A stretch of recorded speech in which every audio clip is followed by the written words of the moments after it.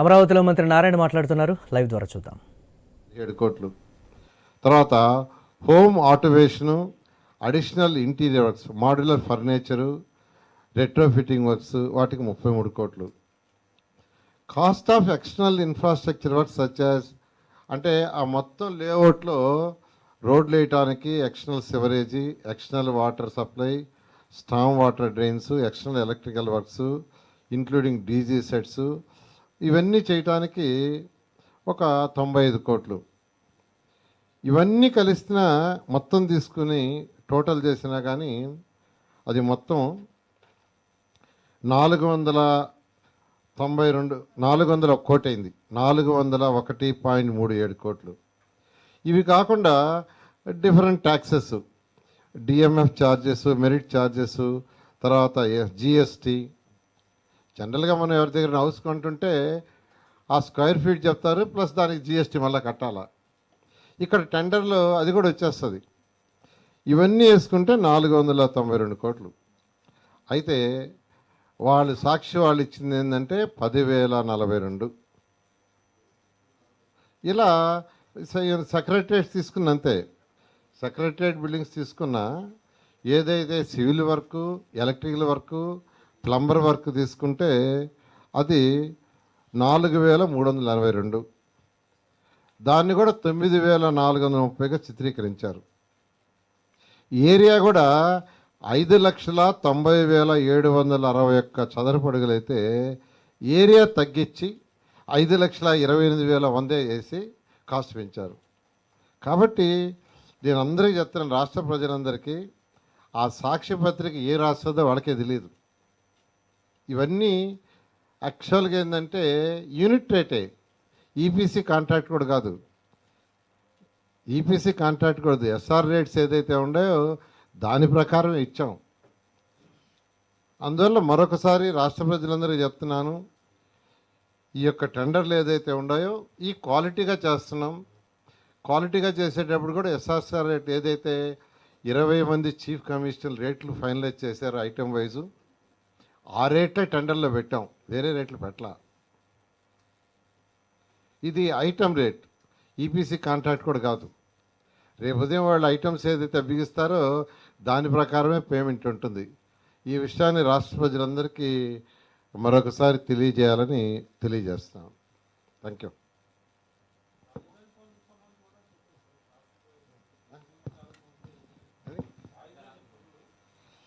రాజధాని పనులు యాక్చువల్గా అంటే టెండర్లు ఆల్మోస్ట్ 90% యాక్చువల్ కాల్ఫర్ చేసాం, మరొక 10% ఉన్నాయి.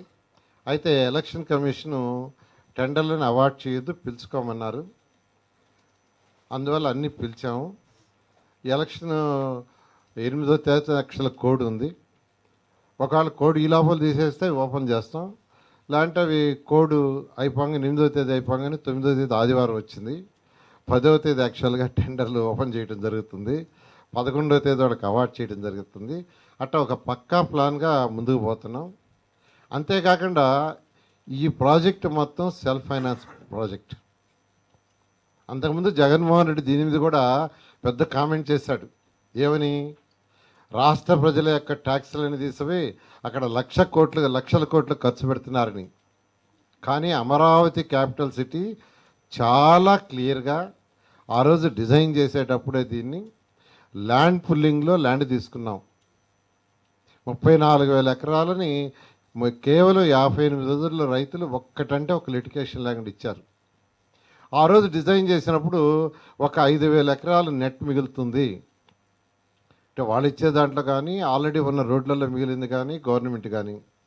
దీంట్లో సుమారుగా ఒక 1000 నుంచి ఒక 1,200 ఎకరాలు డిఫరెంట్ కంపెనీస్కి, విట్ కావచ్చు, ఎస్ఆర్ఎం కావచ్చు, అమృత్ కావచ్చు, ఇలా నేషనల్ ఇంటర్నేషనల్ కంపెనీలకి ఇవ్వాలని, హోటల్స్కి, స్కూల్స్కి. మిగతా ల్యాండ్ని యాక్చువల్గా మానిటైజ్ చేసి బ్యాంకుల్లో లోన్ తెచ్చుకొని తర్వాత రేటు పెరిగిన తర్వాత అది అమ్మి తీర్చే పద్ధతి. అంటే రాష్ట్ర ప్రజలు కట్టే ట్యాక్స్లో ఒక్క పైసా కూడా దీని మీద పెట్టకుండా చేయడానికి ఆ రోజు ముఖ్యమంత్రి గారు దీన్ని డిజైన్ చేశారు. అందుకనే ఇప్పుడు కేంద్ర ప్రభుత్వం ఈరోజు హట్కో లోన్ కావచ్చు, ఏడీబీ కావచ్చు, వరల్డ్ బ్యాంక్ లోన్ ఇస్తుంది, అవి తీసుకుంటున్నాం. ప్రాజెక్టుని టేకప్ చేస్తున్నాం. ప్రాజెక్ట్ టేకప్ చేస్తే ల్యాండ్ వాల్యూ ఇంకా పెరుగుతుంది. ల్యాండ్ వాల్యూ పెరిగిన తర్వాత ఆ ల్యాండ్ని ఆక్షన్ వేసి అమ్మి ఆ రీపేమెంట్ చేస్తాం. కాబట్టి రాష్ట్ర ప్రజలందరికీ మరొకసారి చెప్పేది, జగన్మోహన్ రెడ్డి గారు చెప్పినట్టుగా రాష్ట్ర ప్రజల మీద ఒక్క పైసా బర్డన్ ఉండదు. మీరు కట్టే ఏ ట్యాక్స్ ఒక్క పైసా కూడా దీని మీద ఉపయోగించము. ఇది సెల్ఫ్ సఫిషియెంట్ ప్రాజెక్ట్. ఇవాళ బడ్జెట్లో కూడా చాలా క్లియర్గా అది చెప్పడం జరిగింది. అదేవిధంగా యాక్చువల్గా ఈరోజు ముందుకు పోతూ ఉంది.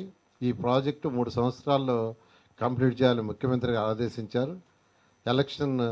ఈ ఎమ్మెల్సీ ఎలక్షన్ రాబట్టి కొద్దిగా మాకు ఒక 1 మంత్ కాస్త దాన్ని టెండర్లు ఓపెన్ చేయడంలో డిలే అయింది. ఈ టెండర్లన్నీ 10వ తేదీ ఓపెన్ చేసి 11వ తేదీ వాళ్ళకి ఆర్డర్స్ ఇచ్చి బహుశా 15-16 తేదీల్లో మంచి రోజు చూసి యాక్చువల్గా వర్క్ స్టార్ట్ చేయడం జరుగుతుంది.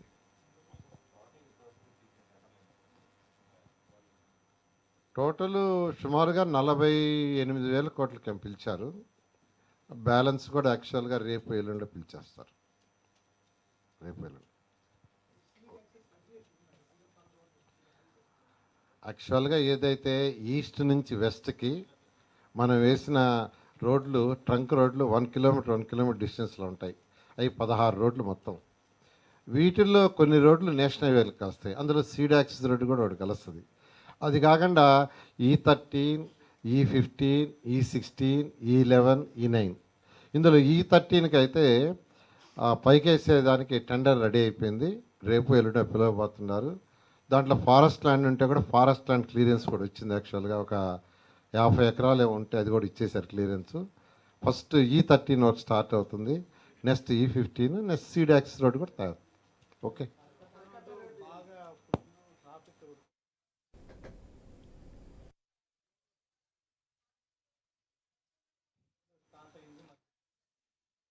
కరకట్ట రోడ్డు యాక్చువల్గా ఏంటంటే మొన్నే ఫైనల్ చేశారు. అది ఇరిగేషన్ డిపార్ట్మెంట్ వాళ్ళతో కూర్చొని ఇరిగేషన్ డిపార్ట్మెంట్, సిఆర్డే, ఏడీసీ కూర్చొని డిస్కస్ చేశారు.